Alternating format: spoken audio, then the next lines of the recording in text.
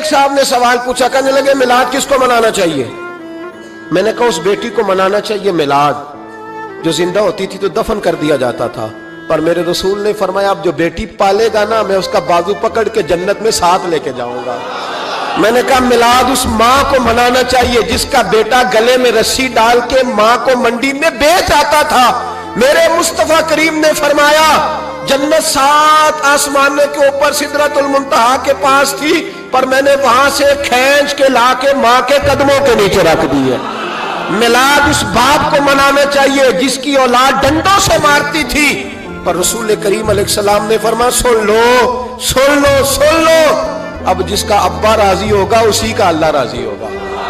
میں نے کہا میلاد اس غریب کو منانا چاہیے جو بھینس کی طرح بکری کی طرح منڈی میں بکتا تھا، پر مصطفیٰ نے کالے رنگ والے حبشی غلام کو سینے سے لگا کے کہا غریبوں کو چھوٹا نہ سمجھنا، میں اللہ کا رسول جب جنت میں جاؤں گا تو آگے بھی غریب ہوں گے، پیچھے بھی غریب ہوں گے، دائیں بھی غریب ہوں گے، بائیں بھی غریب ہوں گے۔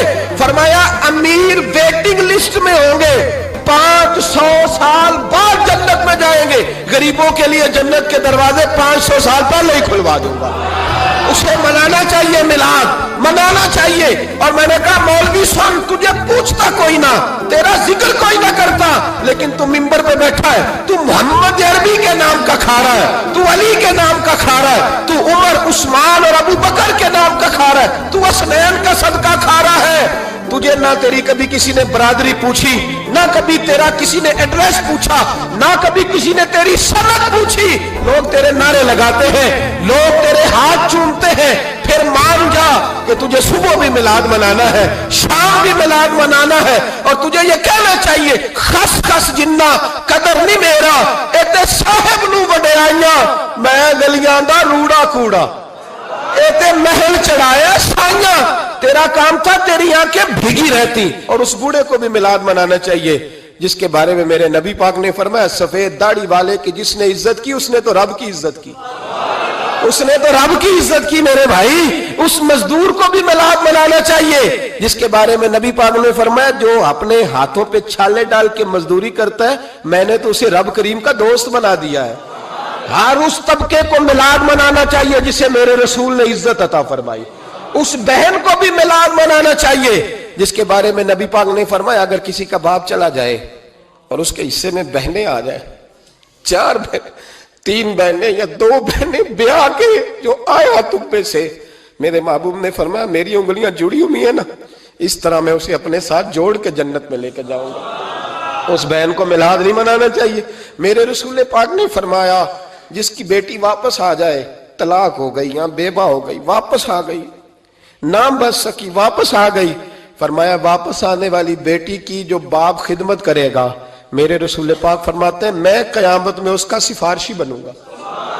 تو اس بیوہ کو اور طلاق یافتہ کو میلاد نہیں منانا چاہیے، وہ اس رسول کا ذکر نہیں کرے گی جس نے اتنا درجہ دے دیا، اتنا نواز دیا، اور تجھے تو صبح و شام میلاد کرنا چاہیے تھا، تجھے تو صبح و شام درود کرنا چاہیے تھا، سلام کے گجرے بھیجنے چاہیے۔ یا رسول اللہ کہتے تیری زبان جو ہے وہ ہر وقت تر رہنی چاہیے تھی، تو بحث کر رہا ہے، تو اس پہ دلیلیں دے رہا ہے، تو اس پر باتیں کر رہا ہے۔ حضرت عمر سے پوچھنا، حضرت عمر سے، جناب اسامہ بن زید رضی اللہ تعالیٰ عنہ حضور کے غلام تھے، نبی پاک ان سے بڑا پیار کرتے تھے۔ ایک جنگ میں پیسے آئے تو حضرت عمر فاروق رضی اللہ تعالیٰ عنہ نے 25,000 دیا اپنے بیٹے کو، اور اسامہ بن زید کو 50,000 دینار دیے۔ بیٹا کہنے لگا ابا جی وہ تو چھوٹے ہیں میں بڑا ہوں، وہ حضور کے زمانے میں بچے تھے میں جہاد کرتا تھا، یہ آپ نے کیا کیا؟ تو حضرت عمر رو پڑے، کہنے لگے بیٹا یہ تیرے باپ کے سر پر جو عزت کے بال ہیں یہ مصطفیٰ کے اگائے ہوئے ہیں۔ یہ نبی پاک، اسامہ سے نبی پاک کا پیار بڑا تھا، حضور کی محبت بڑی تھی۔ بیٹا اس کے ناک سے ریٹ نکلتی تھی تو رسول پاک اپنے ہاتھوں سے صاف کر دیتے تھے، حضور اس کو گود میں بٹھاتے تھے۔ میں کیسے بھول جاؤں رسول پاک کے احسانات کیسے۔ حضرت عمر جا رہے تھے تو مکے کے رستے میں ایک تنا آیا، کھجور کا خشک تنا، حضرت عمر نے اس کو بازوؤں میں لے کے رونا شروع کر دیا۔ عمر کیا ہوا؟ کہنے لگے یہاں تو میں اونٹ چرایا کرتا تھا، یہاں، اور میرا باپ مجھے مارا کرتا تھا، دیکھو آج عمر نعرہ لگاتا ہے تو کیسر و کسرا کام، او بھائی اصلہ نال جے نیکی کریے، ہاں اصلہ نال جے نیکی کریے، تے وہ نسلاں تاک نہیں بھول دے ہاں بے اصلاں نال نیکی کریے تے پھل کنڈیاں نال تول دے.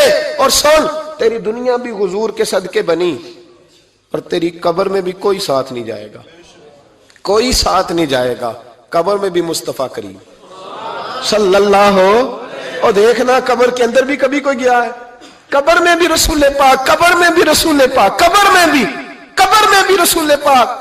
میرے استاد فرمایا کرتے تھے بتاؤ جس قبر میں نبی پاک آئیں گے وہاں عذاب کیا ہونا ہے؟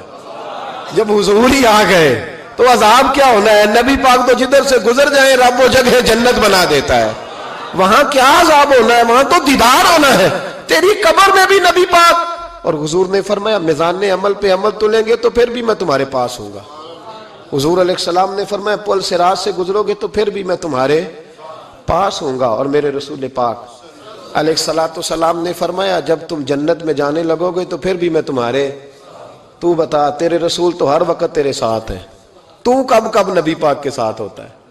تو بتانا تو کب کب نبی پاک کے ساتھ؟ میں چھوٹے جلسے کا قائل ہوں, لمبی محفل میں گزارش کرتا ہوں دوستوں سے کہ لمبا جلسہ نہ کرو. لیکن ایک جگہ پہ میں گیا تو ایک بڑے پڑھے لکھے آدمی نے مجھے کہا مولانا ان کو سمجھائیں, آدھی رات تک بٹھائے رہتے ہیں, ان کو سمجھائیں. میں نے کہا میں سمجھاؤں گا پر آپ بھی ذرا اپنا لب و لہجہ تھوڑا دھیما کریں. تو پوری رات نہیں نبی پاک کے لیے جاگا اور میرے رسول تو ساری حیات تیرے لیے جاگتے رہے, ساری رات. محبوب نے کیا کہتے ہیں بریلی کے امام اعلی حضرت فرماتے ہیں ان کی مہک نے دل کے غنچے کھلا دیے, وہ جس راہ چل دیے ہیں کوچے بسا دیے ہیں, میرے کریم سے گر قطرہ کسی نے مانگا دریا بہا دیے, دربے بہا دیے ہیں. اور اللہ کیا جہنم اب بھی نہ سرد ہوگا؟ اللہ کیا جہنم اب بھی نہ سرد ہوگا؟ رو رو کے مصطفیٰ نے دریا بہا دیے, رو رو کے مصطفیٰ نے. اور پھر کہنے لگے رو رو کے مصطفیٰ نے ان کے نثار کوئی کیسے ہی رنج میں ہو جب یاد آ گئے ہیں سب غم بھلا دیے, جب یاد آ گئے ہیں سب غم. اسی لیے تو ہم کہتے ہیں میلاد کھل کے مناؤ. رسول پاک کا میلاد بہانے کرتے ہیں, بہانے وہ کرتا ہے جس نے کام نہیں کرنا ہوتا, جس نے کرنا ہوتا ہے وہ بہانے. اعلیٰ حضرت نے جو پروگرام دیا وہ بڑا لمبا چوڑا ہے, کب تک کا تجھے کیا بتایا. اعلیٰ حضرت فرما گئے حشر تک ڈالیں گے ہم, حشر تک ڈالیں گے ہم پیدائش مولا کی دھوم, اور مثل فارس نجد کے قلعے گراتے جائیں گے اور خاک ہو جائیں عدو جل کر, مگر ہم تو رضا دم میں جب تک دم ہے ذکر ان کا سناتے جائیں.